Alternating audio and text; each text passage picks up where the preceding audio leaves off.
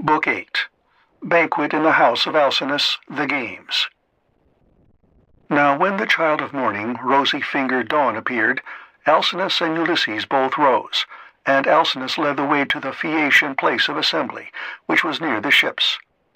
When they got there, they sat down side by side on a seat of polished stone, while Minerva took the form of one of Alcinous' servants, and went round the town in order to help Ulysses to get home. She went up to the citizens, man by man, and said, "Aldermen and town councillors of the Phaeacians, come to the assembly, all of you, and listen to the stranger, who has just come off a long voyage to the house of King Alcinous.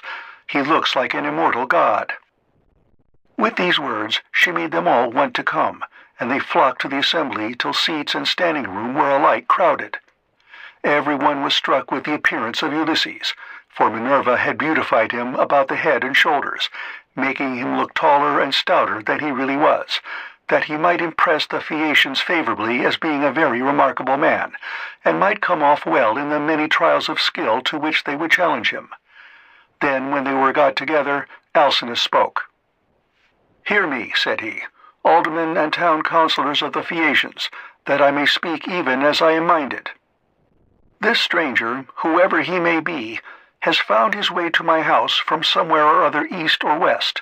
He wants an escort and wishes to have the matter settled. Let us then get one ready for him, as we have done for others before him.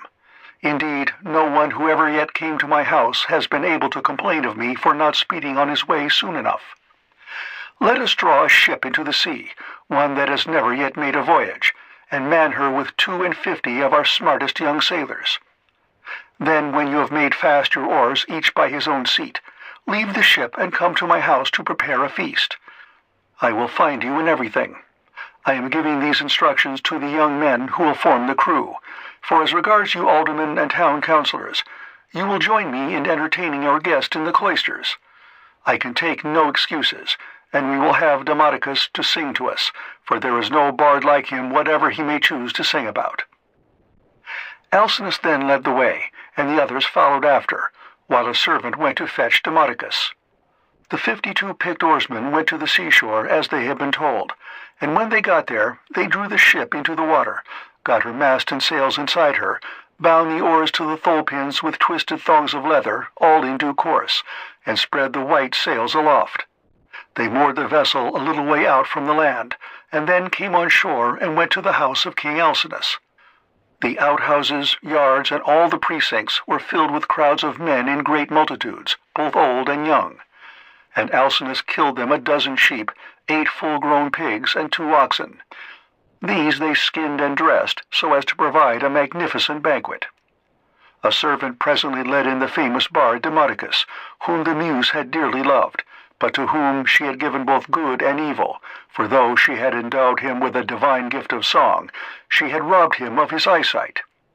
Pontonous set a seat for him among the guests, leaning it up against a bearing-post. He hung the lyre for him on a peg over his head, and showed him where he was to feel for it with his hands.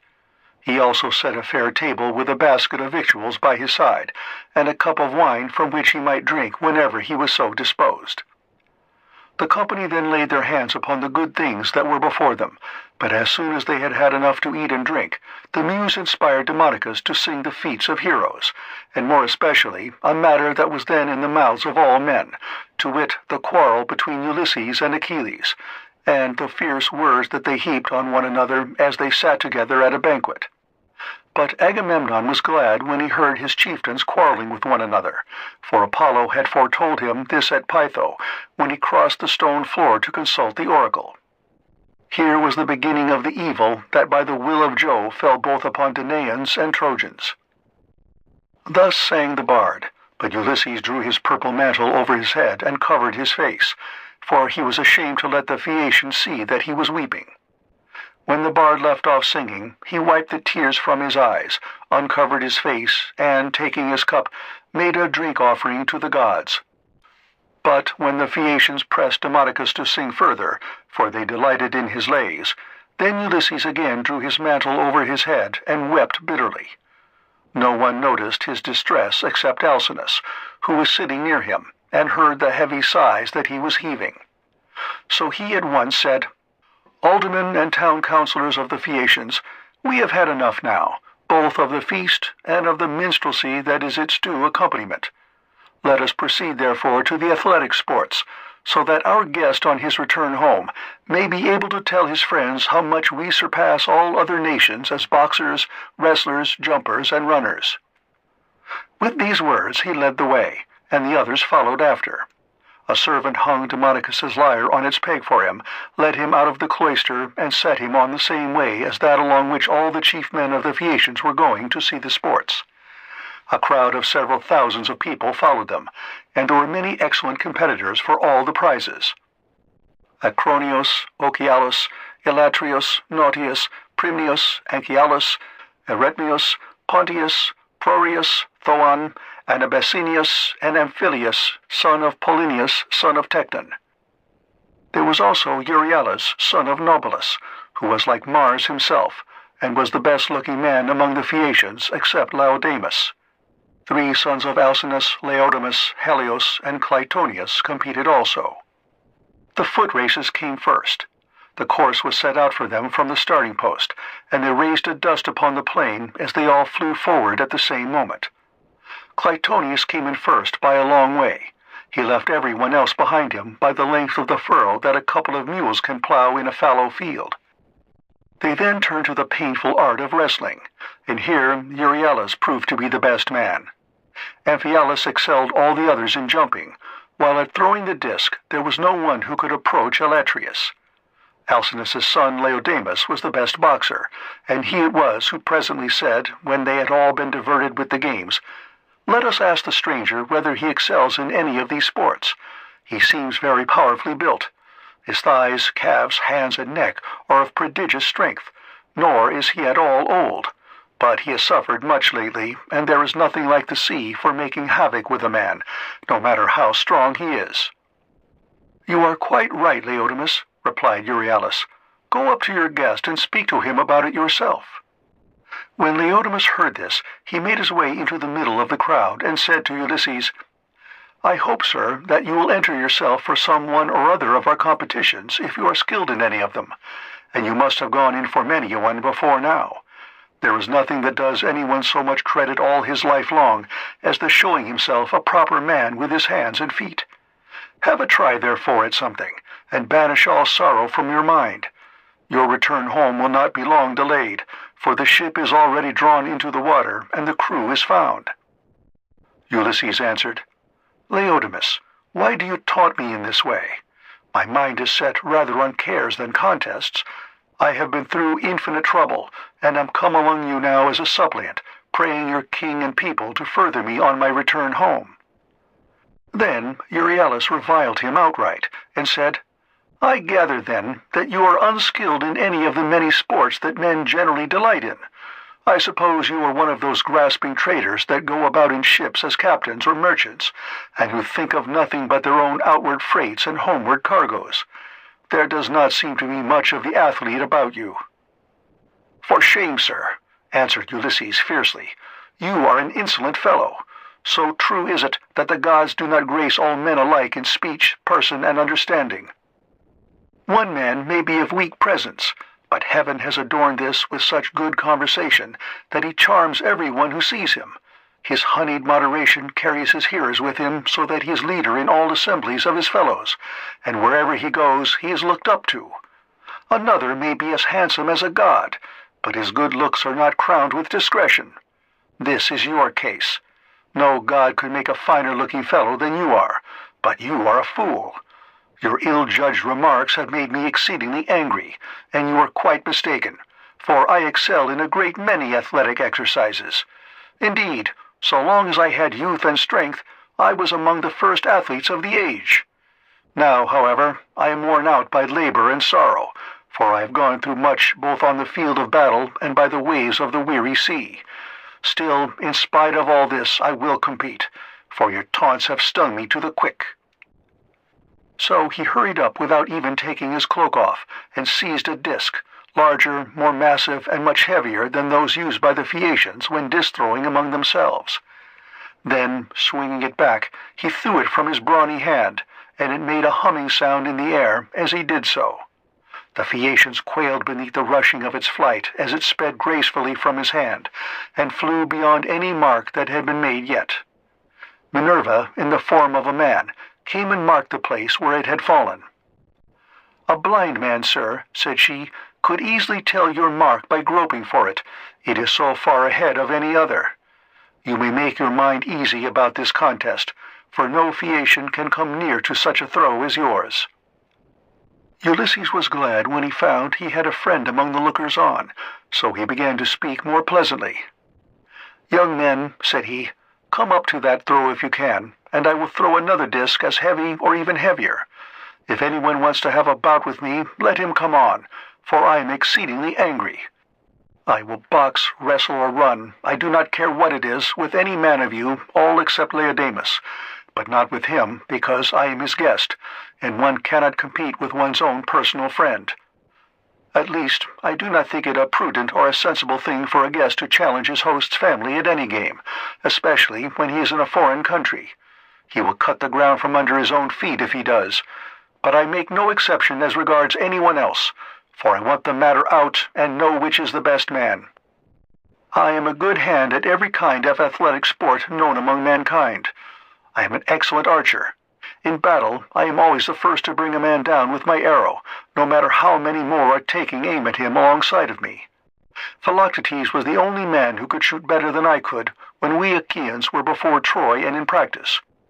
I far excel everyone else in the whole world, of those who still eat bread upon the face of the earth, but I should not like to shoot against the mighty dead, such as Hercules or Eurytus the Oechalian, men who could shoot against the gods themselves. This, in fact, was how Eurytus came prematurely by his end, for Apollo was angry with him and killed him because he challenged him as an archer. I can throw a dart farther than anyone else can shoot an arrow. Running is the only point in respect of which I am afraid some of the Phaeacians might beat me, for I have been brought down very low at sea. My provisions ran short, and therefore I am still weak." They all held their peace, except King Alcinous, who began, "Sir, we have had much pleasure in hearing all that you have told us, from which I understand that you are willing to show your prowess, as having been displeased with some insolent remarks that have been made to you by one of our athletes, and which could never have been uttered by anyone who knows how to talk with propriety. I hope you will apprehend my meaning, and will explain to any one of your chief men who may be dining with yourself and your family when you get home, that we have an hereditary aptitude for accomplishments of all kinds. We are not particularly remarkable for our boxing, nor yet as wrestlers, but we are singularly fleet of foot and are excellent sailors. We are extremely fond of good dinners, music, and dancing. We also like frequent changes of linen, warm baths, and good beds. So now, please, some of you who are best dancers, set about dancing, that our guest on his return home may be able to tell his friends how much we surpass all other nations as sailors, runners, dancers, and minstrels. Demodocus has left his lyre at my house, so run someone or other of you and fetch it for him."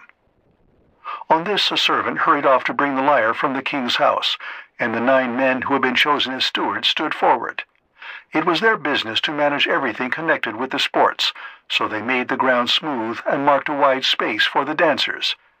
Presently the servant came back with Demodocus's lyre, and he took his place in the midst of them, whereon the best young dancers in the town began to foot and trip it so nimbly that Ulysses was delighted with the merry twinkling of their feet. Meanwhile the bard began to sing the loves of Mars and Venus, and how they first began their intrigue in the house of Vulcan. Mars made Venus many presents, and defiled King Vulcan's marriage bed. So the sun, who saw what they were about, told Vulcan. Vulcan was very angry when he heard such dreadful news, so he went to his smithy brooding mischief, got his great anvil into its place, and began to forge some chains which none could either unloose or break, so that they might stay there in that place. When he had finished his snare, he went into his bedroom and festooned the bedposts all over with chains like cobwebs. He also let many hang down from the great beam of the ceiling. Not even a god could see them, so fine and subtle were they. As soon as he had spread the chains all over the bed, he made as though he were setting out for the fair state of Lemnos, which of all places in the world was the one he was most fond of. But Mars kept no blind lookout, and as soon as he saw him start, hurried off to his house, burning with love for Venus. Now Venus was just come in from a visit to her father Jove, and was about sitting down when Mars came inside the house, and said, as he took her hand in his own, "Let us go to the couch of Vulcan. He is not at home, but is gone off to Lemnos among the Sintians, whose speech is barbarous." She said nothing loth, so they went to the couch to take their rest, whereon they were caught in the toils which cunning Vulcan had spread for them, and could neither get up nor stir hand or foot, but found too late that they were in a trap. Then Vulcan came up to them, for he had turned back before reaching Lemnos, when his scout the Sun told him what was going on. He was in a furious passion, and stood in the vestibule making a dreadful noise as he shouted to all the gods. "Father Jove," he cried, "and all you other blessed gods who live forever, come here and see the ridiculous and disgraceful sight that I will show you. Jove's daughter Venus is always dishonoring me because I am lame. She is in love with Mars, who is handsome and clean built, whereas I am a cripple. But my parents are to blame for that, not I. They ought never to have begotten me. Come and see the pair together asleep on my bed. It makes me furious to look at them. They are very fond of one another, but I do not think they will lie there longer than they can help, nor do I think that they will sleep much. There, however, they shall stay, till her father has repaid me the sum I gave him for his baggage of a daughter, who is fair but not honest." On this the gods gathered to the house of Vulcan. Earth-encircling Neptune came, and Mercury, the bringer of luck, and King Apollo, but the goddesses stayed at home, all of them for shame. Then the givers of all good things stood in the doorway, and the blessed gods roared with inextinguishable laughter, as they saw how cunning Vulcan had been, whereon one would turn towards his neighbor, saying, "Ill deeds do not prosper, and the weak confound the strong.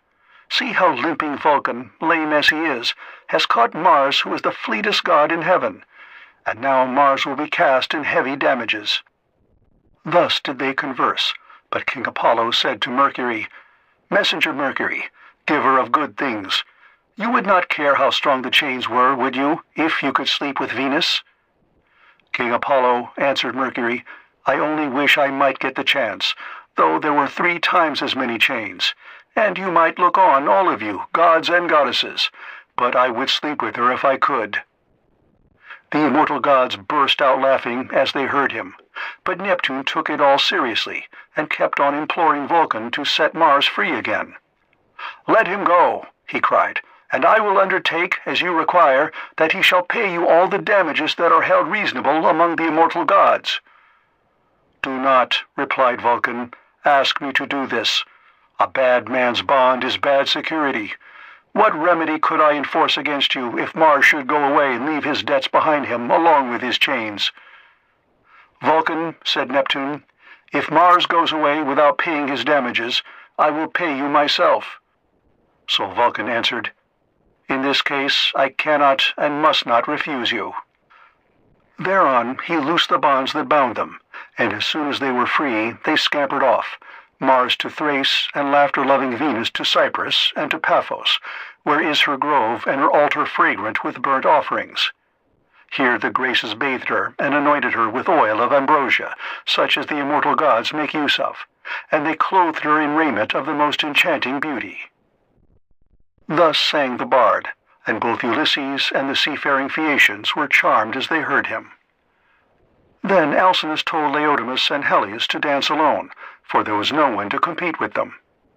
So they took a red ball which Polybus had made for them, and one of them bent himself backwards and threw it up towards the clouds, while the other jumped from off the ground and caught it with ease before it came down again. When they had done throwing the ball straight up into the air, they began to dance, and at the same time kept on throwing it backwards and forwards to one another, while all the young men in the ring applauded and made a great stamping with their feet. Then Ulysses said, "King Alcinous, you said your people were the nimblest dancers in the world, and indeed they have proved themselves to be so. I was astonished as I saw them." The king was delighted at this, and exclaimed to the Phaeacians, "Aldermen and town councillors, our guest seems to be a person of singular judgment. Let us give him such proof of our hospitality as he may reasonably expect. There are 12 chief men among you, and counting myself, there are 13. Contribute each of you a clean cloak, a shirt, and a talent of fine gold. Let us give him all this in a lump down at once, so that when he gets his supper, he may do so with a light heart. As for Euryalus, he will have to make a formal apology and a present too, for he has been rude." Thus did he speak. The others, all of them, applauded his saying, and sent their servants to fetch the presents. Then Euryalus said, "King Alcinous, I will give the stranger all the satisfaction you require. He shall have my sword, which is of bronze, all but the hilt, which is of silver. I will also give him the scabbard of newly sawn ivory into which it fits. It will be worth a great deal to him." As he spoke, he placed the sword in the hands of Ulysses, and said, "Good luck to you, father stranger. If anything has been said amiss, may the winds blow it away with them, and may heaven grant you a safe return, for I understand you have been long away from home, and have gone through much hardship." To which Ulysses answered, "Good luck to you too, my friend, and may the gods grant you every happiness. I hope you will not miss the sword you have given me along with your apology." With these words he girded the sword about his shoulders, and towards sundown the presents began to make their appearance, as the servants of the donors kept bringing them to the house of King Alcinous. Here his sons received them, and placed them under their mother's charge. Then Alcinous led the way to the house, and bade his guests take their seats. "Wife," said he, turning to Queen Arete, "go, fetch the best chest we have, and put a clean cloak and shirt in it. Also, set a copper on the fire, and heat some water. Our guest will take a warm bath. See also to the careful packing of the presents that the noble Phaeacians have made him. He will thus better enjoy both his supper and the singing that will follow. I shall myself give him this golden goblet, which is of exquisite workmanship, that he may be reminded of me for the rest of his life whenever he makes a drink offering to Jove or to any of the gods."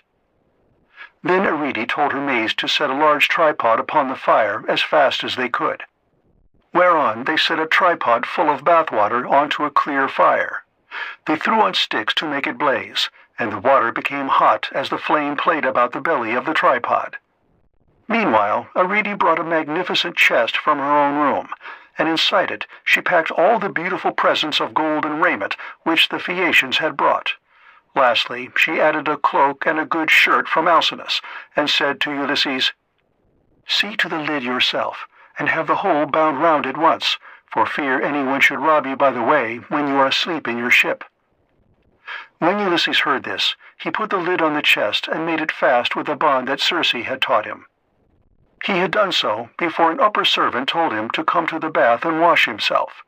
He was very glad of a warm bath, for he had had no one to wait upon him ever since he left the house of Calypso, who, as long as he remained with her, had taken as good care of him as though he had been a god.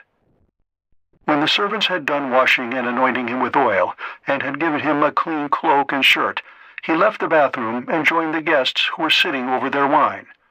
Lovely Nausicaa stood by one of the bearing posts supporting the roof of the cloister, and admired him as she saw him pass. "Farewell, stranger," said she. "Do not forget me when you are safe at home again, for it is to me first that you owe a ransom for having saved your life." And Ulysses said, "Nausicaa, daughter of great Alcinous, may Jove, the mighty husband of Juno, grant that I may reach my home.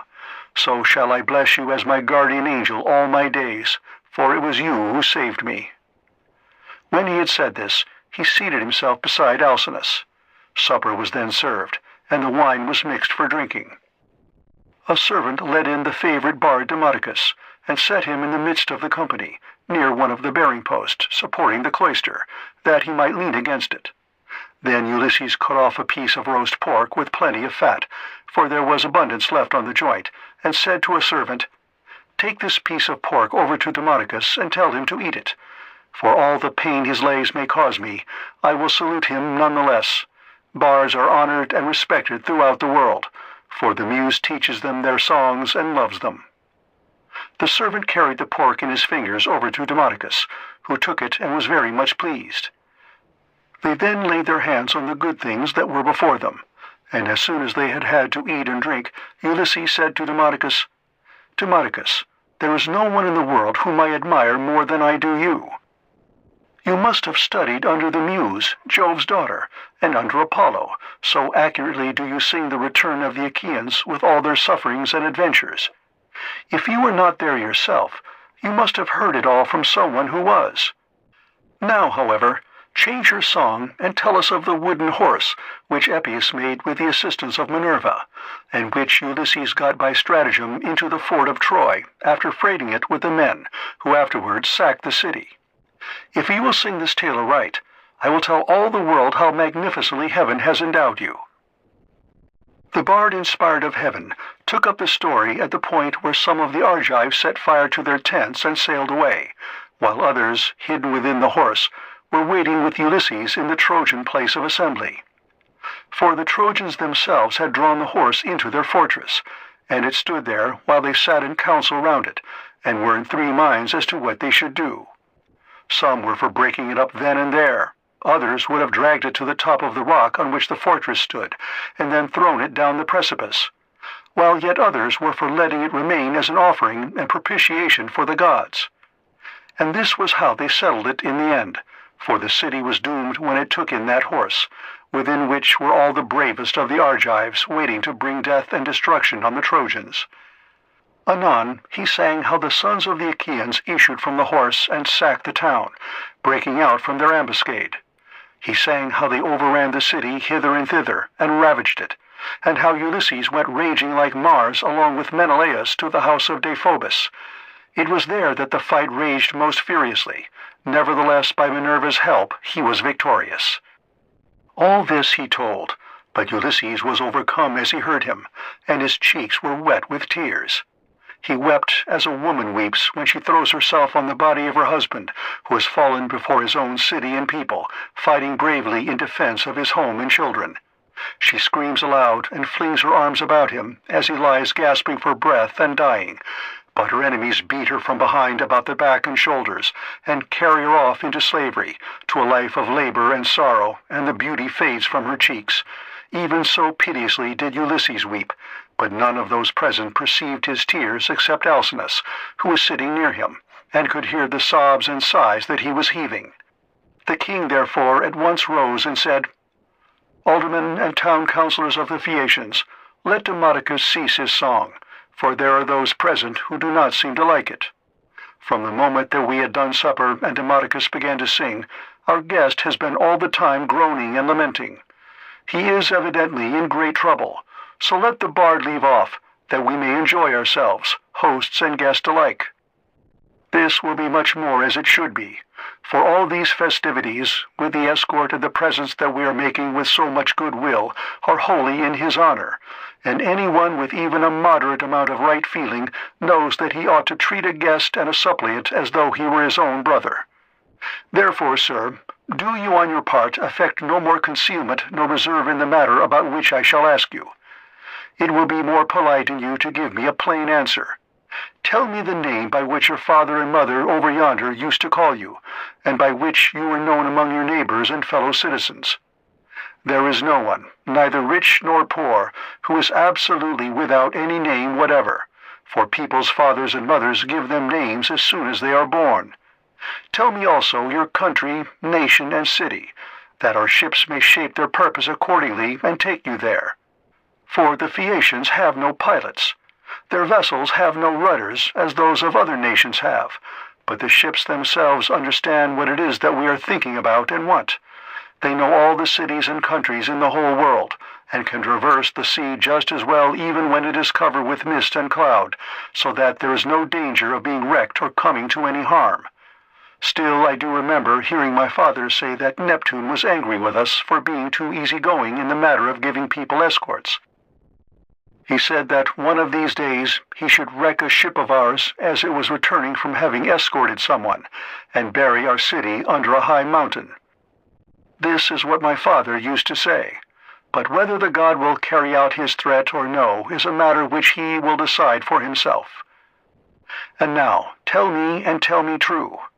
Where have you been wandering, and in what countries have you traveled? Tell us of the peoples themselves and of their cities, who were hostile, savage, and uncivilized, and who, on the other hand, hospitable and humane. Tell us also why you are made so unhappy on hearing about the return of the Argive Danaans from Troy. The gods arranged all this and sent them their misfortunes in order that future generations might have something to sing about. Did you lose some brave kinsman of your wife's when you were before Troy, a son-in-law or father-in-law, which are the nearest relations a man has outside his own flesh and blood? Or was it some brave and kindly-natured comrade? For a good friend is as dear to a man as his own brother. End of Book 8.